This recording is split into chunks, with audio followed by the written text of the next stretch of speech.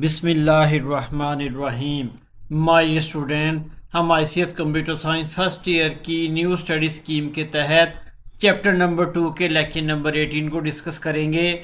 और आज का हमारा topic most important topic of this chapter, functions in Python. तो let's get started.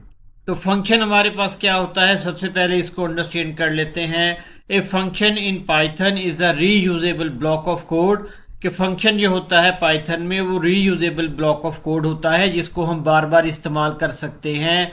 That perform the specific task, जो किसी खास काम को परफॉर्म करता है।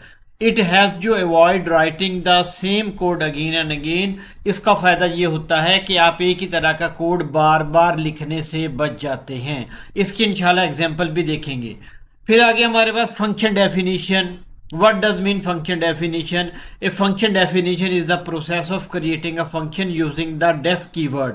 हम जब फंक्शन को क्रिएट करते हैं अपने किसी खास काम को मुकम्मल करने के लिए, परफॉर्म करने के लिए, तो इस प्रोसेस को फंक्शन डेफिनेशन कह देते हैं।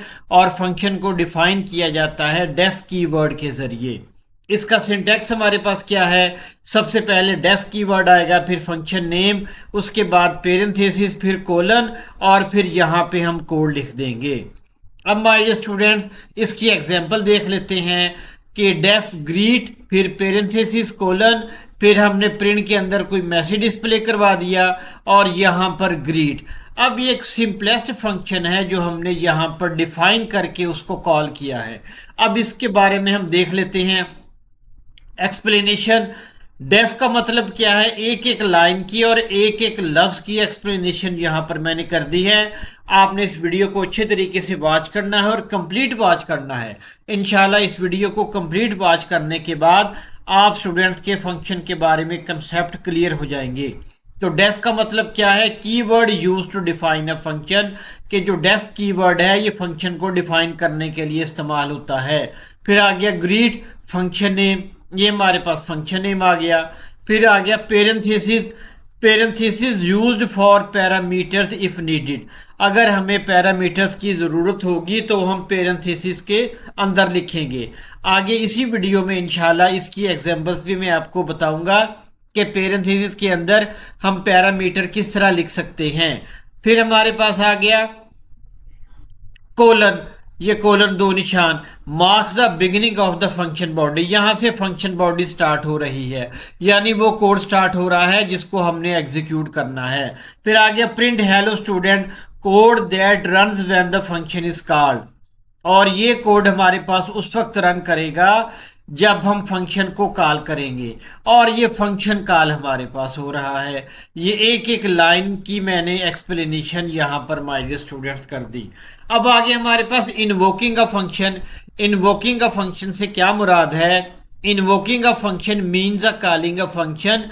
के फंक्शन को इन्वोक करने से मुराद है कि हम फंक्शन को कॉल कर रहे हैं बाय राइटिंग इट्स नेम, इसका नाम लिख के, फॉलोड बाय पेरेंथेसिस, और उसके बाद पेरेंथेसिस लगाएंगे, सो दैट इट एग्जीक्यूट्स इस कोड, ताकि ये अपने कोड को एग्जीक्यूट कर सके।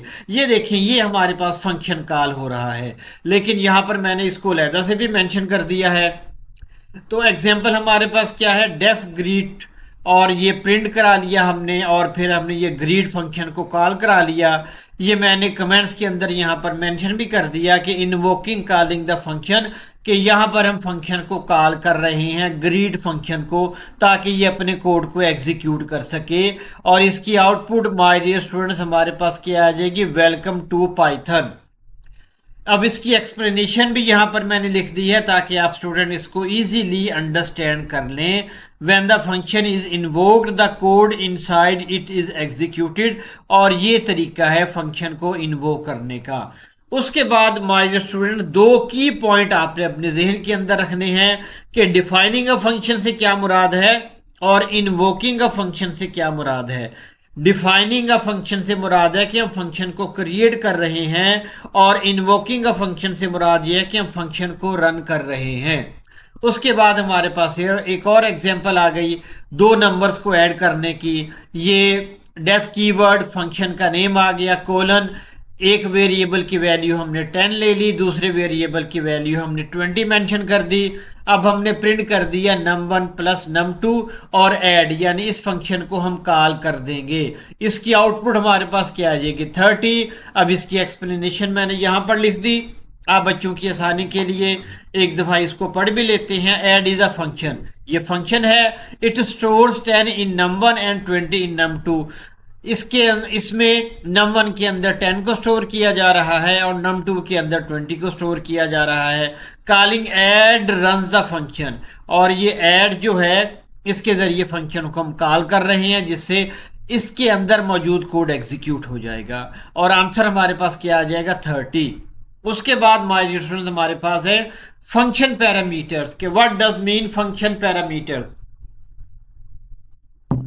मैंने आपको पहली स्लाइड के अंदर बताया था कि आगे इंशाल्लाह फंक्शन पैरामीटर्स की मिसालें भी देंगे। तो function parameters are variables in a function definition. Function definition के अंदर फंक्शन पैरामीटर्स वेरिएबल्स होते हैं that receive values when the function is called, जो उस वक्त वैल्यू रिसीव करते हैं जब फंक्शन को कॉल किया जाता है। अब ये एग्जांपल से मजीद कंसेप्ट क्लियर हो जाएगा। सिंटैक्स क्या है, def function name parameter 1 parameter 2 and so on. उसके बाद कोड आ जाएगा या प्रोग्राम बॉडी, आप जो मर्जी फंक्शन बॉडी सॉरी आप जो मर्जी लिख सकते हैं। फिर आगे हमारे पास एग्जाम्पल, ये एग्जाम्पल छोटी सी। उसके बाद इसकी आउटपुट क्या आ जाएगी हेलो अली। अब देखें ये पैरामीटर हमारे पास है डेफ ग्रिड, ये नेम का पैरामीटर आ गया और प्रिंट हेलो नेम। अब नेम ये ग्रीड ये पैरामीटर की वैल्यू हम पास कर रहे हैं अली। ये जब फंक्शन को कॉल करेंगे तो अली यहाँ पे कन्वर्ट हो जाएगा, इस नेम के वेरिएबल को अली की वैल्यू रिसीव हो जाएगी। अब इसकी एक्सप्लेनेशन भी यहाँ पर देखे मैंने लिख दी है कि नेम हमारे पास पैरामीटर है, Ali is an argument, Ali का आर्गुमेंट है, the value pass to the parameter, जो कि इसको वैल्यू मिल जाएगी जब हम ग्रीड फंक्शन को कॉल करेंगे। और हमारे पास जवाब क्या आ जाएगा, ये हेलो एज इट इज आ गया और इस नेम की वैल्यू हमारे पास क्या है अली, इस नेम की वैल्यू हमारे पास अली है तो वो साथ अली डिस्प्ले हो जाएगा। इस तरह हम पैरामीटर्स के जरिए भी वैल्यूज को डिस्प्ले करवा सकते हैं। एक और हमारे पास एग्जांपल है, देखें def add A B print A plus B add 10 20। अब देखें जब हम इसको कॉल करेंगे फंक्शन को तो ये 10 ए को पास हो जाएगा और ये 20 बी को पास हो जाएगा और हमारे पास जवाब क्या आ जाएगा ए प्लस बी 30 हमारे पास आंसर आ जाएगा। ये देखें इसकी भी एक्सप्लेनेशन मैंने डिटेल के अंदर यहाँ पे मेंशन कर दी है, आप स्टूडेंट इसको इजीली अंडरस्टैंड कर सकते हैं, एक एक स्टेप को मेंशन कर दिया गया है। उसके बाद माय डियर स्टूडेंट्स हमारे पास है what is a return value in Python.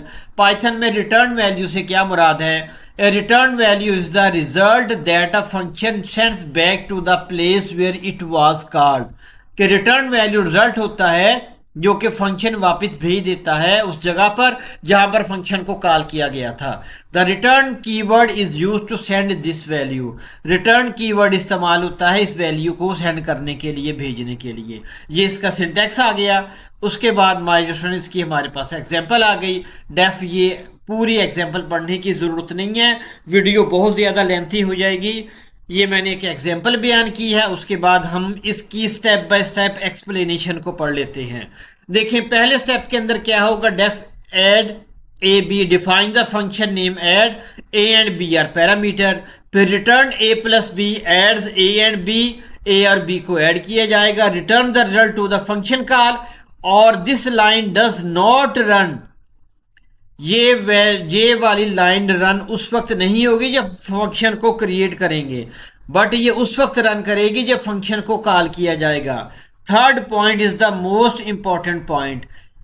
ठीक है माय डियर स्टूडेंट्स, ये वाली जो हमारे पास है रिटर्न ए प्लस बी, ये उस वक्त रन होगी जब हम फंक्शन को कॉल करेंगे। थर्ड स्टेप के अंदर result A is equal to add into 10 20 calls the function. Function call होगा और 10 is assign to A, 10 A को साइन किया जाएगा, 20 बी को साइन किया जाएगा। This function return 30। ये वाला फंक्शन 30 को रिटर्न करेगा और ये एक वेरिएबल के अंदर स्टोर करेंगे जिसको रिजल्ट का नाम दिया गया है। नंबर 4 प्रिंट रिजल्ट, और रिजल्ट हमारा प्रिंट हो जाएगा डिस्प्ले द रिटर्न्ड वैल्यू। ठीक है, तो यहां पर रिटर्न वैल्यू जो है वो डिस्प्ले होगी, ये वाली रिटर्न वैल्यू। तो उम्मीद है कि आपको इसकी समझ आ गई होगी। अब हमारे पास है difference between print and return. ये प्रिंट क्या होता है, रिटर्न क्या होता है। Display the output on the screen, return send the value back to the caller, can not be use later in the program, the return value can be stored in a variable and use later. इसके बारे में भी example lecture के आखिर में आ रही है इंशाल्लाह। उसके बाद माय डियर स्टूडेंट्स हमारे पास है डिफॉल्ट पैरामीटर्स इन पाइथन। ये सारे टॉपिक आपके कोर्स के अंदर इंक्लूडेड हैं। डिफॉल्ट पैरामीटर्स का मतलब हमारे पास होता है, default parameter is a parameter, ये कैसा पैरामीटर होता है, that is assigned a default value, के डिफॉल्ट वैल्यू को असाइन करता है in the function, function definition में।